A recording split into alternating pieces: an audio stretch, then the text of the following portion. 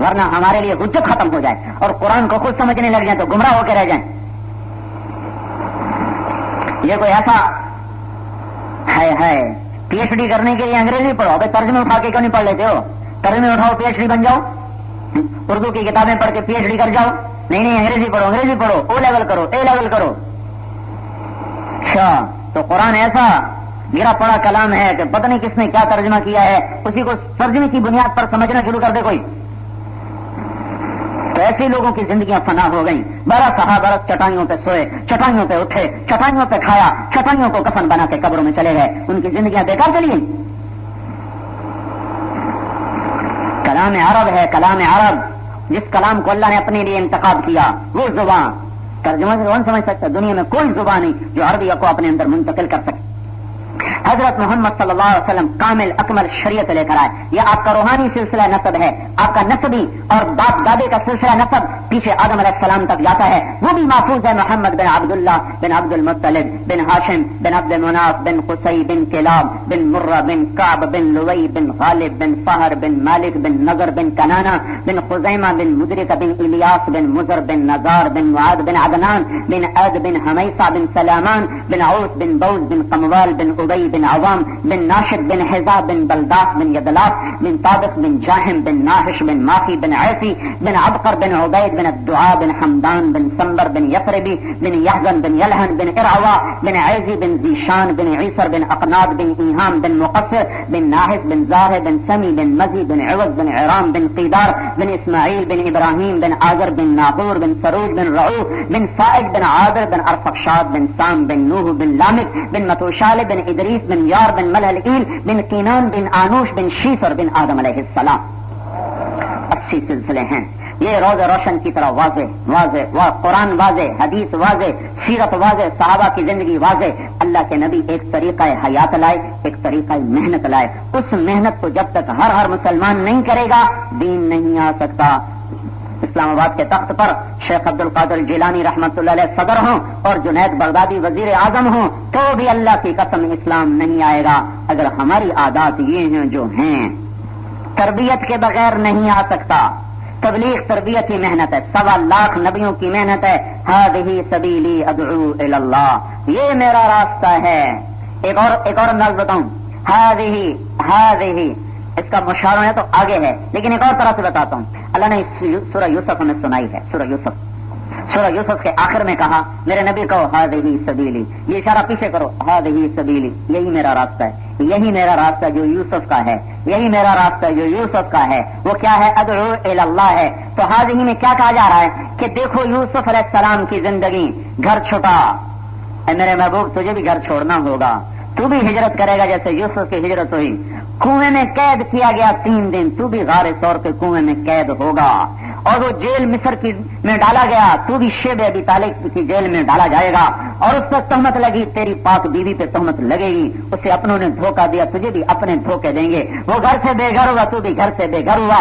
اسے مشقت کی گھاٹیوں سے گزار کر اور عشق کی آگ میں سوختہ کر کے پکایا گیا, تپایا گیا, تو بھی انہی گھاٹیوں سے گزرے گا. اور بتا دے اپنی امت کو کہ جو میری طرف آنا چاہتے ہیں اور اللہ کا نغمہ گانا چاہتے ہیں اور اس کے پیغام کو بلند کرنا چاہتے ہیں تو انہیں بتا دو ہذہ سبیلی, ان کو بھی انہی گھاٹیوں میں سے گزرنا پڑے گا.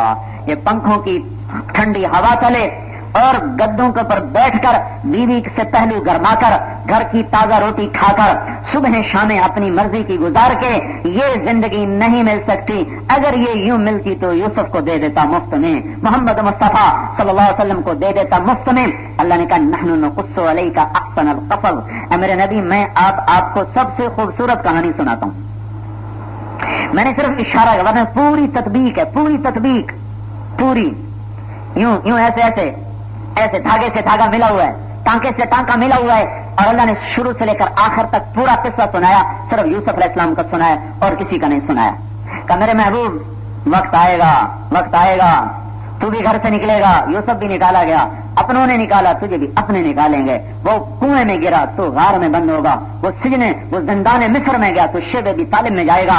اس نے ہجرت کی تو بھی ہجرت کرے گا. اس نے اپنوں نے ستایا تجھے اپنے ستائیں گے. اس کے لیے دکھ اور مصیبتوں کی جو لمبی گھاٹیاں تھیں ان میں سے گزرا, تو بھی گزرے گا. پھر میں نے اسے اٹھایا, تخت پر بٹھایا. ایک دن تو بھی اسی کر و فر کے ساتھ واپس لوٹے گا اور تو بھی اسی عزت کے ساتھ اسی مکے میں داخل ہوگا. جیسے میں نے بھائیوں کو نیچا کر کے یوسف کو تخت پر بٹھایا, ایسے ہی تو میرا کام کرتا جا, میری محنت کو کرتا جا. اسی محنت میں عزتیں چھپی ہوئی ہیں, اسی میں بلندیاں چھپی ہوئی ہیں. یوسف علیہ السلام مکے سے گھر سے نکلے, ہے بھائیوں نے جب دھکا دیا نا کنویں میں تو منڈیر پکڑ لیا. دونوں نے اوپر سے تلوار کا قبضہ مارا, تو یوں مارا, کبھی یہ ہاتھ چھوٹے کبھی اس سے پکڑیں, یہ چھوٹا اس سے پکڑیں, تو اس طرح تڑپتے آخر انگلیاں ساتھ چھوڑ گئیں. اور وہ جو نیچے گرے تو اللہ نے کہا لَتُنَبِّئَنَّهُمْ بِأَمْرِهِمْ هَذَا وَهُمْ لَا يَشْعُرُونَ. غم نہ کر, آج تو کنویں میں جا رہا, کل تو تخت پر ہوگا, یہ تیرے آگے غلام ہوں گے, تو عزت والا ہوگا, یہ نیچے ہوں گے. صبر کر. یہ آپ نے اس وقت بات کہی جب کوئی مان نہیں سکتا تھا کہ یہ کیسے ہوگا. جب ہمارے نبی نے مکہ چھوڑا تو مکے پر نظر دوڑائی, یا مکہ ما اطیبک من بلد واحبک الی. ہائے مکہ, تو مجھے کتنا پسندیدہ ہے, تو مجھے کتنا پیارا ہے. لولا ان قومی اخرجونی منک لما سکنت غیرک.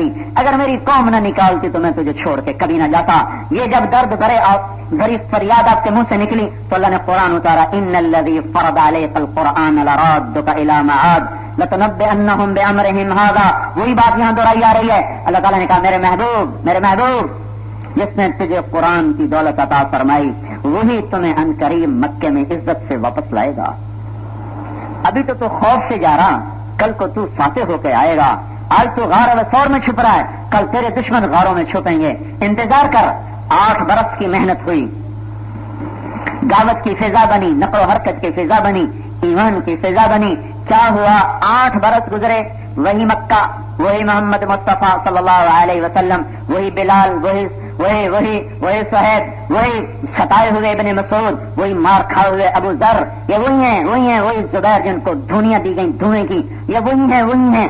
آج دیکھو کس شان سے مکے میں داخل ہو رہے ہیں. آپ نے ابو سفیان پکڑے گئے تھے, تو آپ نے ان کو پہاڑ پہ کھڑا کیا, چچا عباس کو ساتھ کھڑا کیا, کہ دیکھو آج ان کو دکھاؤ اللہ کے لشکروں کو گزرتا ہوا. تو خالد بن ولید 1000 کا لشکر لے کر نکلے, جھنڈا ان کے ہاتھ میں تھا. انہوں نے ابو سفیان کو دیکھ کر کہا اللہ اکبر. تو ابو سفیان کہنے لگا یہ کون ہے؟